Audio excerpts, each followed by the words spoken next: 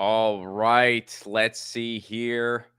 Looks like we're going. We're a few minutes early. We'll make sure everything is up and Adam. You know me, I have to see it. YouTube, where are you? Are you awake, YouTube?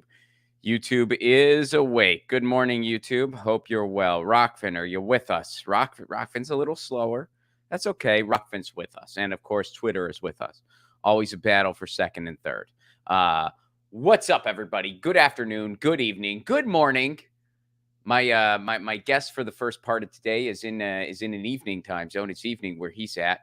It's morning where I'm at. Isn't that the power of the internet, mind you? Welcome to Get Your News On with Ron, the headline show for the week, and we have a couple interesting topics. The first thing we're going to do today, there's some updates on the Julian Assange case. That are rather interesting in timing, and it's kind of interesting to see these two things to connect. To help me through this, popping in today, I have a guy who I've been following for a while now. He is a freelance journalist based in London. He has most recently contributed to The Dissenter, to Jacobin, and the Electronic Intifada. Please welcome to the show, Muhammad Elmaazi. Muhammad, how's it going? It's going fine. Thank you very much for inviting me onto your Absolutely. show. Yeah, thanks for being here. Thanks for making time for this. So there's a couple interesting Assange updates this week, and this one is an article from you. We're going to go ahead and show it here. Amnesty International resists calls to designate Assange a prisoner of conscience as extradition looms. Okay, so what's going on here? Give us kind of the cliff notes. So, Amnesty International has a criteria that it calls prisoner of conscience, which it will give to various people, including but not limited to journalists, editors, publishers, if they feel that these people have been arrested or detained even before they're prosecuted or tried for things they've said, for material they've published, for journalistic activity, right? And as well as for other things, of course. And the interesting thing is that Amnesty have come out. I mean, they were behind for a fair amount of time in the case of Julian Assange. I don't think they fully appreciated the implications of the case. But once the indictment came out, this is after Julian was taken forcibly from the embassy by the Metropolitan Police Service. Amnesty, I think, as a result of internal lobbying by members as well as external lobbying and them actually reading and seeing the indictment and seeing the implications of the indictment, they did actually end up coming out pretty strongly against the trial, against the extradition to the Hmm. United States. They've said that this is a politically motivated prosecution by the United States, which is no small statement. They've said that therefore his continued detention in Britain is arbitrary, since the first judge at least found that it would there'd be too high a risk of suicide were he to be extradited. And they also found that his prosecution, his extradition to the US and his prosecution would represent a grave threat. That's their quote, a grave threat to press freedom and to the public's right to know. So these are very serious, accusations, which basically say that this is an illegitimate detention and prosecution as a result of his role in publishing, obtaining, and receiving and publishing the Iraq war logs, Guantanamo Bay detainee files, which expose many things, including the torture of detainees and the torture facility in Guantanamo Bay, Cuba, which many people may not realize Cuba has been demanding the return of Guantanamo Bay since the revolution, so for decades, and the US refuses to return it. Afghanistan war diaries and US diplomatic cables. But for some reason, they have resisted granting that label. It doesn't require any additional resources or effort to do so. And I know I became aware of internal push by members who were querying why it is that, for example, somebody like Alexei Navalny in Russia quite quickly would get the prisoner of conscience status when he was detained in Russia. But somebody like Julian Assange, who they now say and have said for some time is the subject, a victim of a politically motivated prosecution as a result of his journalistic activities, that they won't do it. And they're demanding there's a general assembly or general meeting of members in the UK branch of Amnesty, which will be the 25th of June, so 25th of this month, where various matters relating to this subject are going to be debated or discussed, because there have been resolutions that have been tabled by the Richmond and Twickenham branch, members branch of Amnesty UK. And so my article doesn't look into the why, because that would be a different piece, right? And that would inevitably, I think, have to look into who's on the board of Amnesty, because it's not Yeah. just the everyday members. Amnesty UK has its board, as does Amnesty Sweden, as does Amnesty US, right? Who's on the board? Where does Amnesty get money from that might directly, consciously, and unconsciously sort of like influence decision making? Perhaps speaking to former members of the board, things like that. But that wasn't the purpose of this piece. The purpose of this piece was to basically lay out, say, what is the prisoner of conscience status? Who are other journalists and publishers that they've granted it to? What do they say about this case? What's going on behind the scenes with members? And just I'll leave it to people to add the Yeah. pieces together. And apparently, Amnesty members, since this was published, have brought this piece to the UK board members, showed it to them, and it is resulting in various things happening internally, which may or may not lead to a second follow-up piece. Well, So hopefully that's a good thing. I mean, it seems like the way you're unpacking it to kind of like give a metaphor, it's almost like Amnesty basically throughout this case has said something along the lines of, okay, you are red, you have a stem, there is a decoration of you with a worm coming out, you grow on a tree, you are tasty. Sometimes people make pies out of you, sometimes people make ciders. You are sold at farmers markets and in grocery stores. And then it's like, okay, so are you going to designate this an apple? We're not going to give it apple status. yeah, Clearly, it's an apple. we can neither confirm nor deny the status of this particular apple. So So it is very interesting. So let's also mention what's going on now. This is happening simultaneously when something else that really caught my attention regarding the Assange case happened this week, where out in Spain they are summoning, or they're trying to summon Mike Pompeo to a courtroom. Here's the brief from Democracy Now. Although a couple outlets have covered this, Spanish court summons Mike Pompeo over CIA plot to kidnap or kill Julian Assange. Spanish court has reportedly summoned a former U.S. Secretary of State Mike Pompeo to testify about a secret U.S. plot to kidnap or assassinate WikiLeaks founder Julian Assange, because allegedly there was a Spanish company that was doing some spying for him. So, does this strike you as odd timing? And kind of what's your take on this? So people may know that the Spanish security firm headed by David Morales, who is a former, I think, a soldier.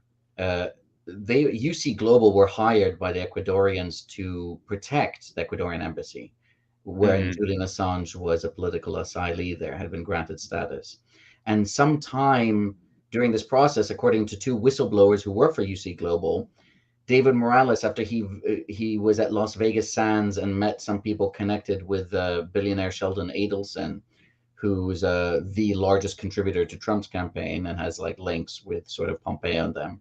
He comes back and tells them, "quote We've now switched to the dark side." End quote. This is according to these witness statements, right? Oh wow. Okay. So, and what ends up happening then is they end up installing cameras with audio and video inside every room in the embassy, including the women's bathrooms, including they hide them. They're told, and they in fact don't like. They're told to lie when asked by staff members or WikiLeaks people or Assange if they've got audio video. Um, when Julian started to use a white noise machine because he suspected they might be recorded, that they're being bugged, when he's speaking with his lawyers, they then went and stuck in the special tape on the windows, according to one of the witness whistleblowers, so that laser mics from a building across the embassy could penetrate the windows, because the white noise machine was causing vibrations in the windows. When they start to have their lawyer client conversations in the female bathroom, they then mic'd up the female bathroom, right? A complaint was filed in Spain, and these things are, even though the British don't seem to be taking this seriously, these things are actually illegal, right? So the Spanish criminal case has opened up against David Morales. So, and one of the other things that these whistleblowers referred to was a plot, and I think this might have been what pushed it over the edge for them, which is why they ended up blowing the whistle, right? Because they went from, we're supposed to be providing security, to now oh yeah, I forgot to mention that all the audio and video was designed to be sent to an address in the United States in real time. And one of them Wow. said he tried to sabotage this by saying, "Oh, there's various technical stuff, I can't get it done." And then David Morales, after comes back, I don't know, from the States or from speaking to some people, and gives them very specific technical outlines of how to do it. And it was in English. And they were saying that Morales does not have these skills. That's not he's not an IT whiz. So and one of the things they also mentioned, which was then later further corroborated by this Yahoo News story, where they spoke to former and current intelligence, national security officials in the States about this plot to either kidnap or assassinate Julian Assange. But they also had testified to that in their witness statement. So what's happening now is there's a summons for former CIA director, who was CIA director at the time, Mike Pompeo, who was then later on a Secretary of State as well, right, under Trump, but also former U.S. National Counterintelligence and Security Center Director William Ivanina. I hope I'm pronouncing that correctly. And these summonses are for them to testify about the matters of, the spying, right? Because all this was supposedly done at the behest of the CIA, right? So both the spying and then potentially, I think, the kidnapping and the assassination. But I don't think they're being asked in terms of, according to one news report, it's not as defendants, right? Apparently, a judge or somebody familiar with the case had said that they were outside their jurisdiction to in this case, quite possibly because he was in Spain at the time. Sorry, he was in Britain in the Ecuadorian embassy at the time. So I don't know that a It's Spanish basically court. just a general summons. They have some questions, right? Yeah, yeah. Like So just can sort you of. testify? Because they will be knowledgeable about this. They'll be aware about Mhm. this. I mean, one Pompeo's very first speech was to, as CIA director, was to declare Julian Assange, WikiLeaks, a hostile, non-state. What was it? Oh, I've forgotten now. It was a hostile non-state entity or espionage entity. Actor or something like that. Yeah, Yeah, yeah. yeah. I remember what you're referring to. I forget the exact verbiage, but yeah, it Um, was something along those lines. So yeah, that's the current update. So you're saying, is it odd? I mean, there's all kinds of things that are constantly happening and developments that emerge. I'm just hoping that this case will end up concluding the criminal case against David Morales before, so that some of the material can be used, right? Because they raised this before the judge, like, when they were raising all the various reasons why he shouldn't be extradited, and she dismissed it. She said, well, the Department of the United States has the rule of law, and the Department of Justice will surely have a firewall between them and the CIA. So any Mhm. information that they've gathered, they wouldn't, of course, share it with like U.S. DOJ lawyers. And it almost is like beside the point. It's like you have. It's like a bunch of wolves Yeah, promising they're not going to attack a sheep. I mean, it really is. It's like we're not going to attack this sheep. We eat sheep all the time. That's what we do because we're wolves. But this time we're going to be fine. It's like, yeah, okay, cool story. and you're also poisoning, it was reflecting complete bad faith as well, because one of the witness statements noted, quote, was it, the lawyers were priority targets, end quote. So the Americans at one point, when they were being pressured, like, we want you to get copies of their passports, we want you to like test the DNA in this nappy, this Pampers of this baby, because we think it might be Julian Assange's baby, so somehow get me the diapers of this child to test the feces, right? Which is hilarious because you can't get DNA from feces, but that was one of the requests as well. Get me So this baby shit. It's going to lead to something. I swear. It's remarkable. I mean, it really is remarkable. All that has. I mean, I made a short video on this earlier this week, and I just said I'm going to stop asking, can this get any more crazy? Because the answer is always going to be yes, and we're living through this in real time. Um, is there anything you want to leave folks with on this topic before we depart here? no, other than the fact that it's not over, that as has been mentioned by others, this is a legal case, but it's also very much a political case. In some Mhm. respects, it's more political than it is legal, because laws can be interpreted and rules can be interpreted in different ways by different judges. The reason this case is going on is because of a political decision by the Biden administration to continue the Trump administration's case. They can also decide to withdraw it.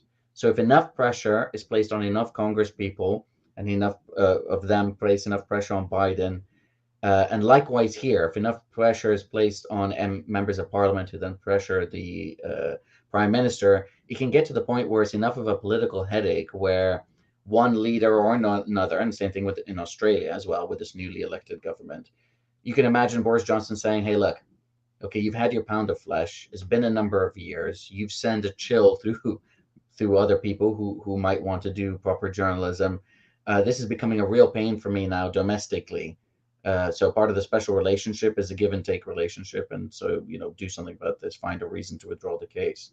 And one way governments do this is by leaking themselves. If they decide they want to go into a different direction, all of a sudden we'll start seeing further leaks about things that would make it unacceptable, right, for the case to continue. So people should never give up in terms of lobbying. They shouldn't assume that writing, especially short, brief, polite, but concise messages or letters urging their representatives to act, that doesn't do anything. It does when they get enough of them. They take notice, regardless of whether they're, politicians are not inherently brave or courageous. It's not, those aren't the type of people who That's get being in. diplomatic, and yes, I agree with you.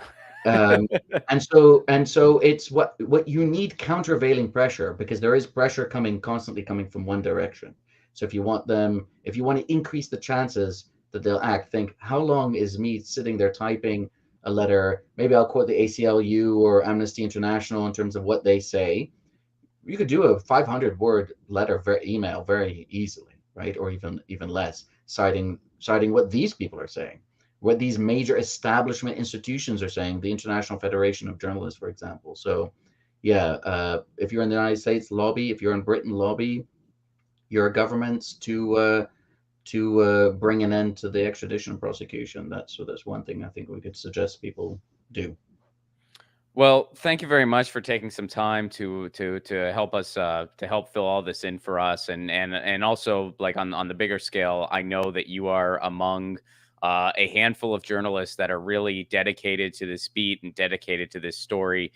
And thank you so much for doing that, because it is really one of the true greatest assaults of press freedom I think that a lot of us have seen in our lifetime. So thank you for staying on this beat and helping all of us kind of keep track of it all to the best of our ability.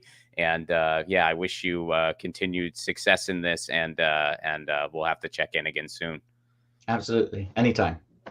Cheers. Be well. Cheers. Bye-bye.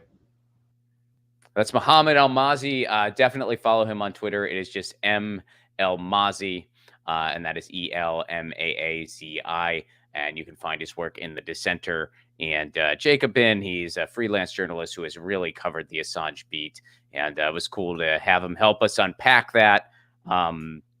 Crazy. I mean, it's just, and yeah, I know that we cover Assange a good amount on this show, and we're not going to stop. We're going to continue to.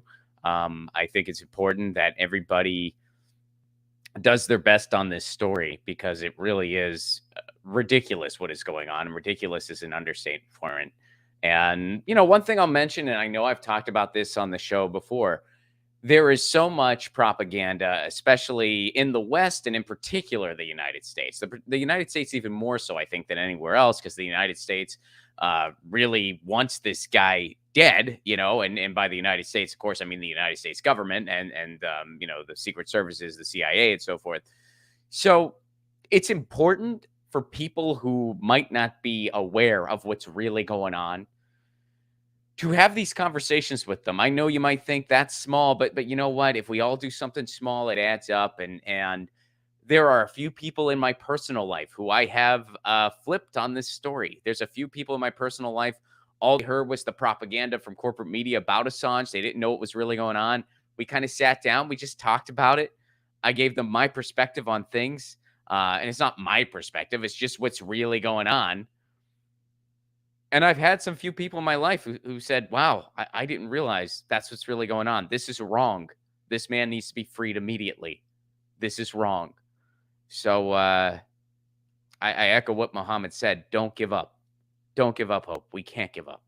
So, yeah. And let's move on to the next topic today. We have two kind of main leading topics today.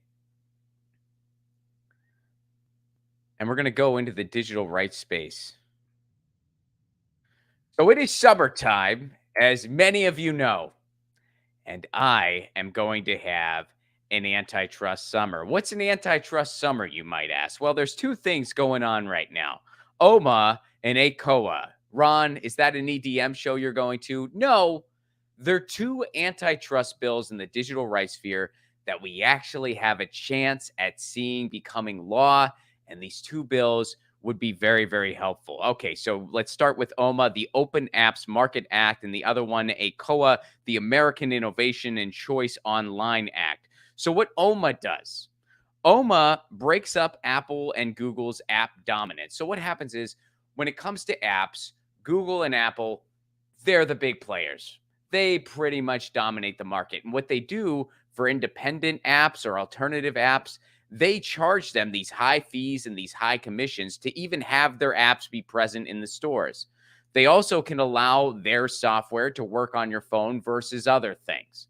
This bill stops that practice. It eliminates all those high fees and all those nickels and diming practices that levels the playing field for alternative apps. It also allows users to determine what software they want to go on their phone. So that's what that bill does. The other bill, ACOA, Americans Innovations and Choice Online Act, what that does is it prioritizes. So basically, what's going on, big tech will prioritize their own content when they want to. A great example of this is Amazon. Say you just search for a product online. Amazon will have their specific products that they're selling at their cost be listed first. And then if you want to see other vendors, you got to scroll 2 and 3 pages. This eliminates them from doing that. They're not allowed to do that anymore. This eliminates big tech companies from prioritizing their results over other results. Now, these bills are important antitrust bills that have bipartisan support. Now, usually when you hear the word bipartisan, it means that Republicans have a horrible idea that Democrats are willing to help them sell. Usually bipartisanship means, hey, both sides are helping out Wall Street. This is actually an exception where this bill has bipartisan support because everybody agrees that these big tech companies have entirely too much power. That's something that people on the left and people on the right agree on. We don't agree on all the solutions. We have some different ideas going on there, but we all agree that they have entirely too much power. And people agree that these big tech bills that break some of this up are huge steps in a better direction. Now, do these two bills solve all of our issues in the digital rights world? Absolutely freaking not. We still need better data privacy. We still need, this doesn't dive into net neutrality or anything like that. We still got a long way to go. But these two bills are definitely steps in the right direction that will kind of stop the bleeding, if you will. So to learn more, go to antitrustsummer.com, lend your voice to this, sign the petitions, write Congress. Now, they're saying that they're going to do a vote on this soon. Chuck Schumer said we could see a vote as early as next week, or the week of the 20th. So I guess technically not next week, the week after next week. But we got to keep pressuring them to get that done. So go to antitrustsummer.com. That's antitrustsummer.com. And we're going to break down a little bit more of what this is all about. So here's an opinion piece from Evan Greer of Fight for the Future. And of course, full disclaimer, I am collaborating with Fight for the Future on this campaign. So this is an opinion piece. Elon Musk Twitter takeover exposes the real threat to free speech, big tech monopolies. So let's skip down to this part. True online free speech, where we have a real choice in both what to say and where to say it, will never be possible unless the regulatory ground shifts to allow alternative platforms to achieve network effect.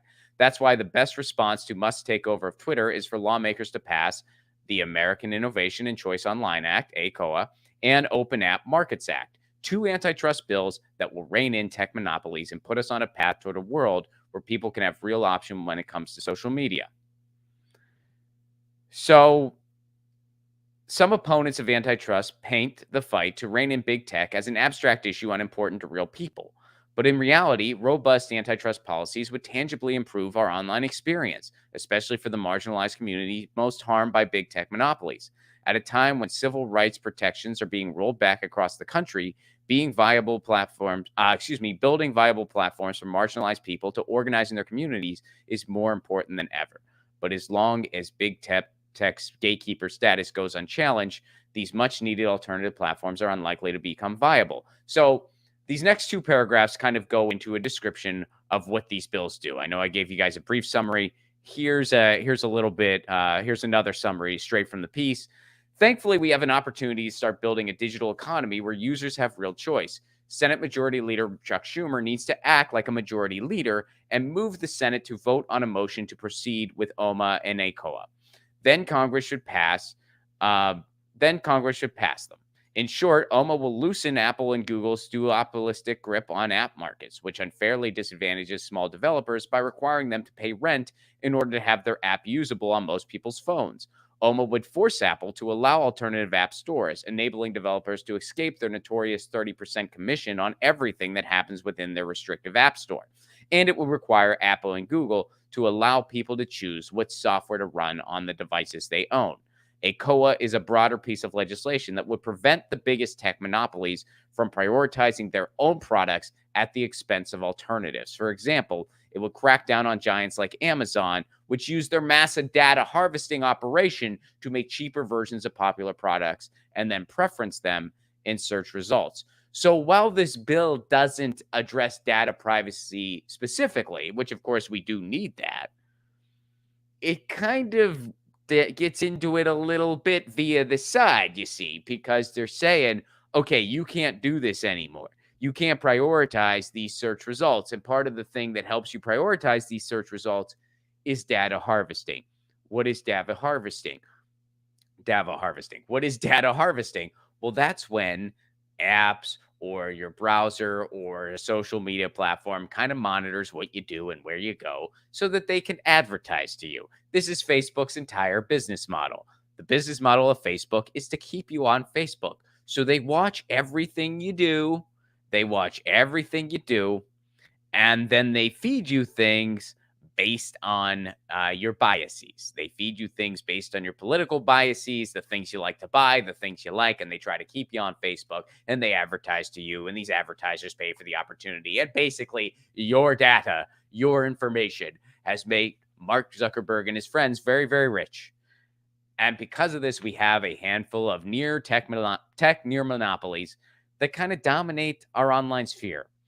And bills like this that start to break these things up are incredibly important. And we got a shot to win this one, folks. We really got a shot to win this one. Again, go to antitrustsummer.com. That's antitrustsummer.com. And please sign on board with everything here. There's another article I wanted to reference here. I'll go to this real quick. This is from Axios. Antitrust bill's progress sparks tech lobbying splurge. Big tech is going all out against a key antitrust bill, winding its way through the Senate towards a possible full chamber vote. So Amazon and big tech has really lobbied a campaign. They have a big campaign going against this stuff, claiming that these bills are infringe on their rights and that these bills are overreach, blah, blah, blah, blah, blah. So the big picture, passing restrictions on digital monopolies has never been closer, and spooked tech giants are spending big to stop them. Driving the news, Senators Amy Klobuchar and Chuck Grassley want to get their bill, the American Innovation and Choice Online Act, on the Senate floor this summer before time and momentum run out. The bill would ban big tech companies from favoring their own services in an anti-competitive way.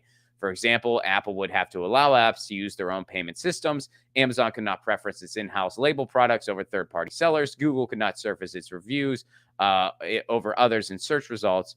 And the Senate bill is a companion to a similar House bill approved by the committee last summer. There are numerous ad campaigns against the legislation from groups like the Consumer Technology Association and the Computer and Communications Industry Association, which spent $22 million on ads across more than 30 broadcast and cable markets in the week of May 27. CCIA's Don't Break What Works campaign, which warns about what the bill could do to consumers' cell phones and online services, has spent nearly 2.8 million on just Facebook and Instagram ads per Meta's ad disclosure database. So big tech is doing what they can to stop these bills by saying, "Oh, don't break something that's working." Well, guess what? It isn't working. That's why bills like these have to be. It isn't working. It isn't working when Google and Amazon pretty much have a monopoly online and elsewhere. It isn't working. I think it's fair to say that isn't working. There's a million reasons why we could say Amazon's not working. And this bleeds into workers' rights. This bleeds into consumer protections. This bleeds into digital rights. All kinds of reasons why Amazon and Google, why it ain't working, why the current system ain't working. I'll go ahead and plug this one more time because we're going to be talking about this a lot over the next couple of weeks because there is a timeline here, folks. We got to act, and we got to act now because they're saying that they're going to bring this to the vote the week of June 20th. But you know what? One of the first lessons my mom taught me, actions speak louder than words. I'll believe it when I see it. So yeah, they're promising this. Will they deliver? Time will tell. But we got to keep the pressure on. Some Democrats are actually trying to resist this. They're bringing all these red herrings. They're saying like this would hurt online moderation and stuff like that, which makes no sense. That doesn't have anything to do with what's even being talked about here. Regardless how you might feel about that issue, it has no bearing here. It's just a straw man. It has nothing to do with the discussion, so it's not even worth acknowledging. Antitrustsummer.com. Antitrustsummer.com. Go there now, sign it, and shout out to Fight for the Future for leading this fight. We got a chance to win this one. Let's win it because every little win helps. Every single little win helps. Let me go to the chat here. And thank you so much, Phoenicia. Thank you very much, Phoenicia, for the super chat contribution. You help keep this show on the air, and you give me a boss emoji where they're flexing. I appreciate that. Thank you very much for that, Venetia. You help keep this show on the air. Guys, before we get out of here, again, antitrustsummer.com, and follow Muhammad on Twitter and follow his work. That is just M. Mazi again and again, antitrustsummer.com. Go, sign it. Do it. Tour dates, I got them. Iceland. Can't wait to see you. I'm going to be part of the Reykjavik Fringe Festival later this month. My shows are on June 28th and June 30th. You can get tickets directly from my website, romplacone.com. Also, at the end of July, Graham Elwood and I are going to be in the Northwest. July 28th, Portland, Oregon. July 29th, Seattle, Washington. July 30th, Vancouver, British Columbia. You can get tickets now at romplacone.com. That's romplacone.com for all those tickets. If you want to support this show on the sustainability end, patreon.com/romplacone. For a give what you can level, you get all kinds of exclusive content. I'll make you a theme song, and you can watch my mini pilot, Loner. We finished a mini pilot like I said we would. It's called Loner. It's about following a guy through quarantine, and he could have invested in Vroom, which is basically this fantasy world's version of Zoom. He could have invested in it back in the day, but he didn't. So he has to spend quarantine with the realization that he could be a millionaire right now, and he's all alone in his apartment. It's a comedy. It's a fun pilot. It has not been dropped for the public yet, but you can watch it now if you're a patron, and you can become a patron of mine for a give what you can level. So even $1 a month. That sound like a cool pilot? You can watch it for $1 a month. Come on. Patreon.com/RobFlaco. Guys, thank you so much for being here. Again, Venetia, thank you for the super chat contribution. And we'll be back next week. And in the meantime, you know the drill. Lucy, she says meow, and I say peace, love, and a general strike.